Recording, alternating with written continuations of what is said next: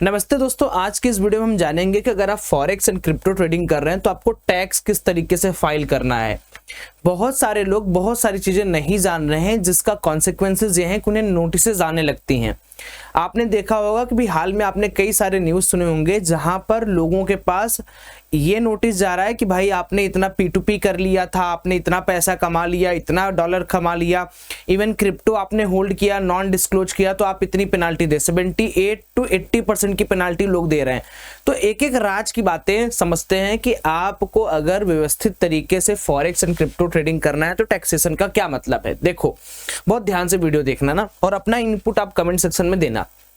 पहली बात तो यहाँ पर जो मैं ये फॉरेक्स ट्रेडिंग लिखा हूं, कोई भी ऐसा नहीं है इंडिया के अंदर, या हम लोग जो रिटेलर्स पॉइंट ऑफ व्यू से बात कर रहे हैं कि जो आरबीआई द्वारा अथॉराइज्ड फॉरेक्स ट्रेडिंग प्लेटफॉर्म है उस पर काम कर रहा है। कोई नहीं है, क्योंकि आप कर ही नहीं सकते, वो क्लाइंट के लिए है ही नहीं, वो बैंक्स के लिए है, इंस्टीट्यूशंस के लिए है। तो हम सब में से बहुत सारे लोग क्या करते हैं, फॉरेक्स ट्रेडिंग के नाम पर हम या तो एक्सएम नाम के प्लेटफॉर्म को यूज करते आए हैं, या तो एक्सनेस नाम के प्लेटफॉर्म को यूज करने वाले हैं, या तो XYZ नाम का प्लेटफॉर्म यूज कर रहे हैं जो कि आरबीआई के बैन लिस्ट में है।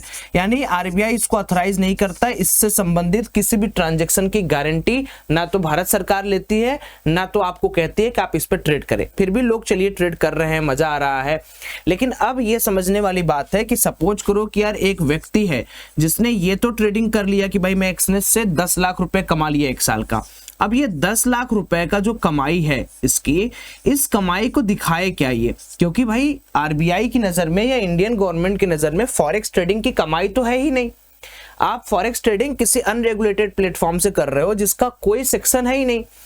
तो फिर हम क्या करते हैं कि जो आरबीआई ने एक अपना पर्सनल कह लो, जो कम लोगों को दिया हुआ एक रजिस्टर्ड प्लेटफॉर्म बनाया है जिसको हम फॉरेक्स ट्रेडिंग बोलते हैं, उसके जरिए आप 10 लाख की कमाई को दिखा सकते हो। देखो, लोगों के अंदर एक सबसे बड़ा मिथ है। मिथ ये है कि अगर मैं एक्सनेस से कमा रहा हूं, यदि मैं एक्सनेस से पैसा कमा रहा हूं या एक्सनेस से प्रॉफिट कमा रहा हूं तो गवर्नमेंट को कोई ट्रैक रिकॉर्ड उसका होगा नहीं। बिल्कुल सही बात है। कब तक नहीं होगा? जब तक एक्सनेस आपका डेटा जो है वो गवर्नमेंट को देगा नहीं। अब मान लीजिए आज आप 1 साल तक अपना फॉरेक्स ट्रेडिंग का जो प्रॉफिट है उसको अनडिस्क्लोज किए, ठीक है। 2 साल तक आपने अनडिस्क्लोज किया, 3 साल तक। कभी तो ऐसा साल आएगा जिस दिन आपका ये एक्सनेस का डेटा गवर्नमेंट के पास पहुंचेगा, क्योंकि अगर आपने एक्सनेस या किसी भी पर्टिकुलर ब्रोकर का क्लॉज पढ़े होंगे तो वहां पर साफ साफ ये लिखा रहता है कि अगर कोई गवर्नमेंट हमसे डेटा मांगती है तो हमको वो डेटा देना पड़ेगा। तो सपोज करते हैं कि 1 साल बचा, 2 साल बचा, 3 साल बचा, और चौथे साल में मान लीजिए आप पकड़ा गए कि आप भाई फॉरेक्स ट्रेडिंग करके कुछ 50-25 लाख रुपए महीने का कमा रहे हैं या साल का कमा रहे हैं। अब आपको क्या लग रहा है कि आप 50-25 लाख महीने का कमा रहे हो और गवर्नमेंट यहां पर चुप रहेगी? उसको ये आप मूर्ख बना दोगे कि भाई ये तो मेरा दोस्त ने पैसा दिया या तो ये अनडिस्क्लोज्ड लोन है। ऐसा आईटीआर में नहीं चलता है। आपको प्रॉपर जस्टिफिकेशन देना पड़ेगा कि भाई आपकी ओपनिंग बैलेंस थी इस फाइनेंशियल ईयर 0 रुपए, एक एग्जांपल लेते हैं, एंड आपकी इस फाइनेंशियल क्लोजिंग बैलेंस है 25 लाख रुपए। तो ये 25 लाख रुपए आए कहां से? या तो आपके दोस्त ने दिया होगा, या तो आपने किसी बिजनेस से कमाया होगा, या तो आपने लोन लिया होगा, या तो आपने ट्रेडिंग की होगी। अब आप फंसते हो यहां पर कि भाई मैंने ट्रेडिंग की है। अच्छा बाबू, कहां ट्रेडिंग किया है? क्या किसी इंडियन ब्रोकर पर किया है? इंडियन ब्रोकर पर किए होते तो ऑलरेडी पैन कार्ड में रजिस्टर्ड रहता, तुम्हारा डेली का ट्रांजैक्शन पैन कार्ड पे रहता। लेकिन तुम तो किए हो एक्सनेस पर, और एक्सनेस पे कहां से पैसा आया, किसके यूपीआई से भिजवाए वो पता नहीं। तो एक्सनेस से ये जो पैसा जमा है वो भले हवाला के थ्रू रूट होके आया है, कोई सोनम फुटवेयर करके दिया है, कोई सोनम पार्लर करके दिया है, बट ये जो क्लोजिंग बैलेंस है ये आपके अकाउंट में रिफ्लेक्ट हो रहा है और आपका अकाउंट पैन कार्ड के साथ लिंक्ड है। तो गवर्नमेंट को ये ट्रैक करने में बिल्कुल समय नहीं लगेगा ये पैसा आपके पास आया कहां से। और लोग क्या गलती करते हैं, लोगों को जब भी आईटीआर भरना है वो एक चीज भूल जाते हैं कि आईटीआर के अंदर 2 फंक्शन है जिसमें आप अपने फॉरेक्स इनकम को दिखा सकते हो। देखो, फॉरेक्स इनकम कर लिए, चलो ओके भाई, आप फॉरेक्स इनकम कर लिए, आपके पास अच्छा प्लेटफॉर्म नहीं था, आप रजिस्टर्ड प्लेटफॉर्म में जाके चलो अनरजिस्टर्ड काम आपने कर लिया, ठीक है, गलती आपने कर दी। लेकिन अब इस इनकम को अगर आप फॉरेक्स इनकम के अंदर दिखा दिए तो आपकी आधी से ज्यादा गलती तो माफ। क्यों? क्योंकि आप ये कहोगे कि सरकार देखिए मैंने क्या किया था ना, मैंने ना 10 लाख रुपए कमा लिया था सरकार एक्सनेस से, अब लेकिन सरकार मैं इस पे क्या कर रहा हूं, चूंकि फॉरेक्स इनकम जो आरबीआई जिसको रजिस्टर्ड करके रखा हुआ है, वो जो फॉरेक्स इनकम कमाता है आरबीआई उसको बिजनेस इनकम की तरह कंसिडर करता है। और जब भी आपका कोई भी इनकम बिजनेस इनकम की तरह आएगा, दो तरीके के इनकम होते हैं, एक हो गया बिजनेस इनकम, एक हो गया स्पेकुलेटिव इनकम जिसमें जुआ हुआ होता है। अभी क्रिप्टो के बारे में बताऊंगा तो और समझ में आएगा। तो बिजनेस इनकम में आने के बाद आपको एक टैक्स स्लैब देखना पड़ता है कि आप किस टैक्स स्लैब में आ रहे हो, उस टैक्स स्लैब के हिसाब से आपको पैसा देना होता है। जैसा आप लोगों ने देखा होगा, बहुत जगह आपको मिला होगा कि जो नया टैक्स स्लैब है, न्यू टैक्स लायबिलिटी क्या है कि अगर आप 7 लाख तक कमाते हो तो 0 रुपए, 8 लाख तक कमाते तो 36,400 देना पड़ेगा, 9 लाख कमाते तो 46,800 देना होगा। और मान लीजिए आपने एक्सनेस से 10 लाख रुपए एक साल में कमा लिया तो मोटा मोटा इसका क्या होगा, 62,400 रुपए आपको उठा के देने पड़ेंगे। अब यहां पर एक चीज समझिएगा, अगर आपने 62,400 इसको गवर्नमेंट को दे दिया कि भाई ये लो 30% का तुम टैक्स ले लो और इसको रजिस्टर कर लो किसमें, फॉरेन कमाई में, फॉरेन इनकम में, तब तो आपकी परेशानी कम हो जाएगी। तब भी आपकी परेशानी रुकेगी नहीं, मैं आपको क्लियर बता रहा हूं। दुनिया के किसी सीए से, किसी बिजनेसमैन से आप पूछ लोगे, ये जो 10 लाख की कमाई है, मैं थोड़ा सा आपको इसलिए जागरूक कर रहा हूं क्योंकि बहुत सारे लोग फंसेंगे। फॉरेक्स ट्रेडिंग सबसे पहली बात आपने किया, ठीक है, कड़ी बार कड़ी समझिए, एकदम स्टेप बाय स्टेप समझाता हूं, थोड़ा जल्दी कर देता हूं। आपने फॉरेक्स ट्रेडिंग किया महाराज, आपने अनरेगुलेटेड प्लेटफॉर्म से किया यूपी, आपने 10 लाख का प्रॉफिट किया सरकार, ठीक है 10 लाख का प्रॉफिट कर लिया, कोई बात नहीं सौरभ भाई, मस्त मजा आ गया, कोई बात नहीं। अब हम इतने अच्छे हैं कि सर जी हमने 30% का टैक्स जो है वो मान लीजिए दे दिया, किसको दे दिया, गवर्नमेंट को दे दिया। अब हम सोच रहे हैं कि हम बच गए, नहीं, अब गवर्नमेंट डिसाइड करेगी कि आप बचे हो या नहीं बचे हो। क्यों? क्योंकि आपने ये जो 10 लाख की कमाई किया है ये आ जाता है 3 अलग अलग कैटेगरीज में। इसमें मैं आपको तीनों कैटेगरी बता दे रहा हूं।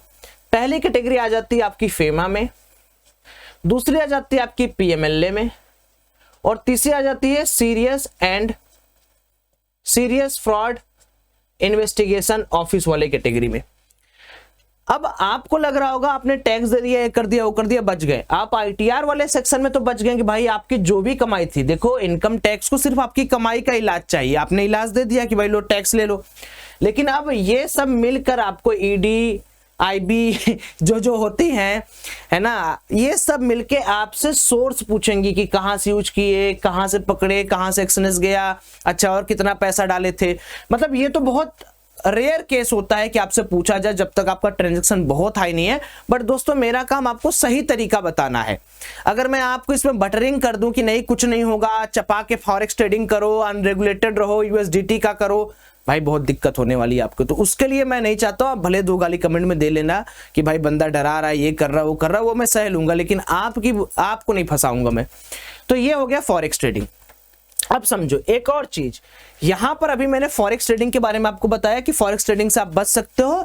जब भी आप आईटीआर फाइल करोगे अपने सीए को बस ये बोल देना कि ये जो 10 लाख रुपए है उसको फॉरेक्स इनकम के अंदर डाल देगा। एक सेक्शन होता है, अभी मैं बता दूंगा कुछ देर बाद, ये कमेंट में डाल दूंगा, उस सेक्शन के अंदर आपका सीए इसको दिखा देगा, तो फॉरेक्स कैटेगरी में ऑटोमेटिक आ जाएगा। अच्छा, अब एक चीज और फॉरेक्स ट्रेडिंग से जुड़ा हुआ है कि बहुत सारे लोग दोस्तों ये करते हैं, मैं बताता हूं क्या, इसको कहते हैं P2P ट्रेडिंग। P2P ट्रेडिंग एक तरीके का बिजनेस है। P2P ट्रेडिंग क्या होता है, इसको आरबीआई गवर्न करता है, जिसमें क्या होता है कि एक बंदा USDT बेचता है, उसके बदले में, ये बेचना हो गया, वो बेच के आपसे INR लेगा, ठीक है, या एक बंदा INR बेच के USDT लेगा, ये P2P होता है, पीयर टू पीयर ट्रांजेक्शन। अब इसमें भी एक झोल है। झोल ये है कि मान लो मैं हूं, ठीक है, मैं तो भाई एक अच्छा खासा इंसान हूं, मुझे लगता है कि यार मुझे ना USDT चाहिए, तो USDT की तलाश में मैं प्लेटफॉर्म पर गया, प्लेटफॉर्म लाइक बाइनेंस हो गए या पैक्सफुल हो गया, बहुत सारे प्लेटफॉर्म में मैं गया, किसी एक अलग बंदे से मिला, ठीक है, उसने बोला कि भाई ऐसा है, तेरे को 50,000 के ऊपर का INR दे, मैं तेरे को USDT दूंगा। अब इसमें आप कैसे फंसोगे और वो बंदा कैसे फंसेगा, पहले आप अपने बचाव का देखो, दूसरे का नहीं। कैसे बचोगे आप, देखिए इसका एक सिंपल सा तरीका है। आप कुछ गलती नहीं कर रहे हो, आपको यूएसडीटी चाहिए था, ठीक, आपने एक बंदे से संपर्क किया, भाई मेरे को यूएसडीटी दे दे। उसने कहा कितना चाहिए, आपने बोला भाई 50,000 का। अब अगर 50,000 का यूएसडीटी आपने लिया और आपने इस पर्टिकुलर 50,000 के अबव के ट्रांजेक्शन पर 1% का टीडीएस नहीं काटा, तब आप फंसोगे। आप फंसोगे, ये भी फंसेगा। तो जब भी P2P करना आप सब लोग, ये टीडीएस आपका वापस आ जाता है, ठीक है, आपका आईटीआर में जो लाइबिलिटीज रहती है उसमें रिफ्लेक्ट करता है और आप वहां माइनस करा सकते हैं। तो P2P का नियम ये है कि अब 50,000 rupees you have to detect 1% TDS. तो आपको 50,000 इसको नहीं भेजना है, आपको देगा ये 50,000 के बदले जो भी इसका रेट आपके साथ डील हुआ होगा, 93, 91, 92, भगवान जाने, लेकिन 50,000 नहीं भेजना, उसमें से 1% काट लेना है। अब ये काम करने के बाद आप क्या करोगे, इसको दिखाओगे आप लोग अपने आईटीआर में, ठीक है। इसको आप किसी भी तरीके का बिजनेस इनकम दिखा सकते हो, या कन्वर्जन इनकम दिखा सकते हो, या फॉरेक्स इनकम दिखा सकते हो, जिसमें आपको राहत मिले, आप अपने सीए से कंसल्ट कर लोगे। बट जब भी P2P करना, आज के बाद एक बात कान खोल के समझ लेना कि 50,000 के ऊपर जैसे भी जाए, तुम्हारी लाइबिलिटी होती है कि तुम 1% टीडीएस काटो। क्यों? क्योंकि तुम्हारे लिए वो एक बहुत बड़ा प्रूफ है कि भाई मैंने लीगल वे में अप्रोच किया था इस बंदे को, लीगल वे। अब वो यूएसडीटी कहां से ला रहा है, वो चाइना से ला रहा है, स्मगल करके ला रहा है, वो उसका स्टैंड है, ये इस बंदे का स्टैंड है कि भाई ये चाइना से ला रहा है, अमेरिका से ला रहा है, दुबई से ला रहा है, वो इसका स्टैंड है। बट आप अपना स्टैंड बहुत सुधार के रखना। तो फॉरेक्स ट्रेडिंग की गुत्थी आपकी हो सकती है सॉल्व हो गई हो। बहुत ज्यादा कंक्रीट माइंड से समझो कि आपको टैक्स देके फॉरेक्स इनकम को फॉरेक्स की तरह दिखाना पड़ेगा, वरना लपेटे में आ जाओगे। पहला रूल ये है। अच्छा, अब दूसरा, बहुत सारे लोग पूछते हैं सौरभ भाई चलो फॉरेक्स तो समझ में आ गया, अब मान लीजिए हम क्रिप्टो ट्रेडिंग कर रहे हैं, क्रिप्टो कर रहे हैं, अब क्रिप्टो का क्या रूल है। सो दोस्तों, क्रिप्टो टैक्स के ऊपर बहुत सारी बातें की जा सकती है, क्योंकि अपने इनकम टैक्स के अंदर इसके लिए अलग अलग सेक्शंस बने हुए हैं। फॉरेक्स के लिए बहुत कुछ बना नहीं हुआ है, बट इसके लिए तमाम तरीके की बातें अपन कर सकते हैं। सबसे पहले मैं आपको बताना चाहता हूं कि इनकम टैक्स एक्ट 1961 के अंदर आपका एक दूसरा प्रोविजन बना है जिसको हम कहते हैं VDA tax, virtual digital asset. इसका जो सेक्शन है वो है 115 BBH, और ये 2022 के अंदर लागू हुआ था। यानी आईटी एक्ट के अंदर क्रिप्टो टैक्स या वर्चुअल डिजिटल एसेट नाम का कोई भी ऐसा सब सेक्शन नहीं था, लेकिन क्रिप्टो या वर्चुअल डिजिटल एसेट की बढ़ती डिमांड को देखकर एक सेक्शन ऐड किया गया 115 BBH 2022 में। इसके एक्ट के जरिए ही आप क्रिप्टो के किसी भी पर्टिकुलर टैक्स को फाइल करते हो। वो टैक्स क्या क्या है, लेट मी टेल यू। सबसे पहले, जो भी पर्टिकुलर आप काम करते हो किसी भी प्लेटफॉर्म पे, वो प्लेटफॉर्म F5 रजिस्टर्ड होना चाहिए, तभी जाके आपका कुछ भला हो पाएगा। दूसरा चीज, जो भी ट्रेडिंग फीस आप देते हो दोस्तों, उस ट्रेडिंग फीस में आप गवर्नमेंट को 18% जीएसटी दे रहे हो, ये याद रखना। तीसरी चीज, क्रिप्टो को ट्रेड करने के दो तरीके हैं, या तो आप इसको होल्ड करते हो, ठीक है, या तो आप इसको ट्रेड करते हो। जब आप क्रिप्टो को होल्ड करते हो हम इसको कहते हैं स्पॉट ट्रेडिंग, जब आप इसको ट्रेड करते हो हम कहते हैं इंट्राडे या स्विंग ट्रेडिंग। अब इसको थोड़ा गहराई से समझने की कोशिश करते हैं कि क्या होने वाला है आपके साथ। देखिए, पहली बात तो जो भी बिजनेस इनकम होता है वो टैक्स स्लैब के हिसाब से करता है, जैसे आपको जो मैंने टैक्स स्लैब दिखाया उस हिसाब से करता है।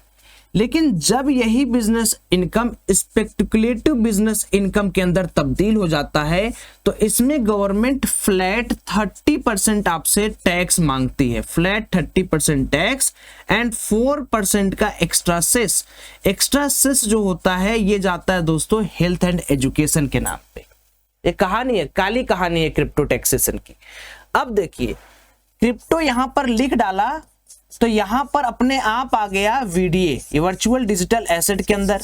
वर्चुअल डिजिटल एसेट बोलता है कि ब्रदर आप दो तरीके से काम कर सकते हो। पहला काम, आप होल्ड कर रहे हो, आप स्पॉट ट्रेड कर रहे हो, तो एक काम करो ब्रदर, आप ना एक खरीदो, बाई करो। बाई करने पर हम आपसे कोई TDS उडीएस नहीं लेंगे, नो TDS। बट जैसे ही आप सेल करोगे ब्रदर, 1% TDS हमको दे दो लाला, और जो प्रॉफिट होगा बाबू उसको आप 30% प्लस 4% सेस के हिसाब से दे देना। ये पहला रूल। 1% TDS तभी एप्लीकेबल है जब आप एक्चुअल में क्वाइन की अदला बदली कर रहे हो, कैश सेटल्ड क्वाइंस। जैसे आप CoinDesk पे गए, आपने गए स्पॉट ट्रेडिंग पे, मुद्रेक्स पे आप गए स्पॉट ट्रेडिंग में, झटाक से कट जाएगा। डेल्टा पे नहीं कटेगा TDS, क्योंकि डेल्टा क्वाइन होल्ड नहीं कराता आपसे, डेल्टा ट्रेड कराता है। दूसरा, मान लो आपने FNO कर दिया, फ्यूचर एंड ऑप्शंस ट्रेडिंग कर दिया। पहली बात, ये ज्यादा सेफ है, इसमें नो TDS है, लेकिन यहां पर एक लोचा और है। नो TDS के बाद भी इसमें 30 प्लस 4% का कॉन्सेप्ट अभी भी एप्लीकेबल है। अब ये देखो 4% का एक्स्ट्रा सेस कैसे बचेगा, आपका CA कैसे बचाएगा, वो अभी भी विषय है। अभी भी क्रिप्टो टैक्सेशन बहुत अच्छी तरीके से रिवाइज नहीं है इंडिया में, याद रखना। किताब पढ़ लो, ये वीडियो बहुत किताब पढ़ के बाद बनाई गई है। अच्छा, तीसरी चीज, मान लीजिए आप लोग ये सोच रहे हो कि सौरभ भाई 30% दे दिया, और मान लीजिए मैंने इस पूरे के पूरे फाइनेंशियल ईयर में 10 लाख का लॉस कर लिया, तो अब 10 लाख का लॉस क्या मैं ऑफसेट कर सकता हूं क्या अपने दूसरे बिजनेस के लॉस से? तो सुनिएगा ना, बहुत बड़ा ना। अब ये जितने लोगों को नहीं समझ में आया, थोड़ा देर देना, मैं समझाता हूं। जैसे इंडियन मार्केट में अगर आप फ्यूचर एंड ऑप्शंस करते हो और मान लो 5 लाख रुपए आपने एक फाइनेंशियल ईयर में लॉस कर दिया भाई साहब, ठीक है, अच्छी बात है। अब जब भी आप FNO करते हो इंडियन मार्केट में, तो FNO को सिंपल बिजनेस इनकम कंसीडर किया जाता है, और गवर्नमेंट कहती है कि अपने टैक्स स्लैब के हिसाब से मुझे पैसा दो। और सपोज करो तुम्हारा FNO बिजनेस में लॉस हो गया है 5 लाख का, ठीक है, और तुम्हारा मान लो एक साड़ी की दुकान है, या एक मान लो मिठाई की दुकान है, स्वीट्स की दुकान है एक, ठीक है, उसमें तुम्हारा प्रॉफिट हुआ है 5 लाख का। तो according to this particular set of rule, आपका 5 लाख का प्रॉफिट मिठाई वाले दुकान से था, वो भी बिजनेस ही हुआ ना, मिठाई वाला दुकान, FNO भी आपका बिजनेस है, तो आपका नेट प्रॉफिट हो गया 0, यानी आप टैक्स लाइबिलिटी से हट गए, यानी आपने प्रॉफिट कमाई नहीं। बट सपोज करो यहीं पर सेम सिनेरियो लेते हैं क्रिप्टो के लिए, क्योंकि दोस्तों क्रिप्टो क्या है कि स्पेक्युलेटिव बिजनेस इनकम, इसमें फ्लैट 30% का सीन है। तो क्या गवर्नमेंट बोली कि भाई आपने क्रिप्टो ट्रेड किया या इन्वेस्ट किया, जो किया उससे कोई मतलब नहीं, और इन दोनों को करते करते आपने 5 लाख का लॉस कर लिया, बहुत अच्छी बात है। फिर आपने एक मिठाई की दुकान भी तो खोली थी, मिठाई की दुकान से आपने 5 लाख का प्रॉफिट कर लिया। अब आप बताओ क्या करोगे? अब आपके दिमाग में आ रहा होगा वाह इसमें भी 0 हो जाएगा ना भैया। अब आपका जो नेट प्रॉफिट है दोस्तों, नेट प्रॉफिट जो है वो स्टिल खड़ा हुआ है 5 लाख पर, यानी अब आप मिठैया वाले जो दुकानवा का 5 लाख तो भरोगे ही भरोगे। क्यों? क्योंकि you can't offset this income into this. आप सिर्फ ये बोल सकते हो कि साहब मैं तो क्रिप्टो के ट्रेड में लॉस में हूं, मैं पैसा नहीं दूंगा। साहब बोलेंगे मत दो, लेकिन मिठैया वाले दुकानवा का 5 लाख का पैसा दो। क्यों? क्योंकि तुम्हारा ऑफसेट है नहीं। तो ये है पूरे क्रिप्टो ट्रेडिंग, फॉरेक्स ट्रेडिंग के टैक्सेशन की कहानी। होप मैंने बहुत सारी चीजें क्लियर की होंगी। अब देखो यार, मैं भी कोई बहुत प्रोफेशनल CA नहीं हूं, तो हो सकता है मुझसे भी कुछ गलती हुई, माफ ऑफ कर देना अगर कुछ उल जलूल बोल दिया हूं। लेकिन भैया ये बहुत ही वैलिड डेटा है, ये सारे डेटा आपको गूगल पर, किताबों में, या जो वीडियो का लॉ है उसमें आपको मिल जाएगा। बाकी आप लोग ऐसे ही मस्त रहो, स्वस्थ रहो, हमेशा ट्रेडिंग करने पर फोकस करो। लिंक डेल्टा का नीचे है, अकाउंट ओपन कर लेना। Bye, love you all.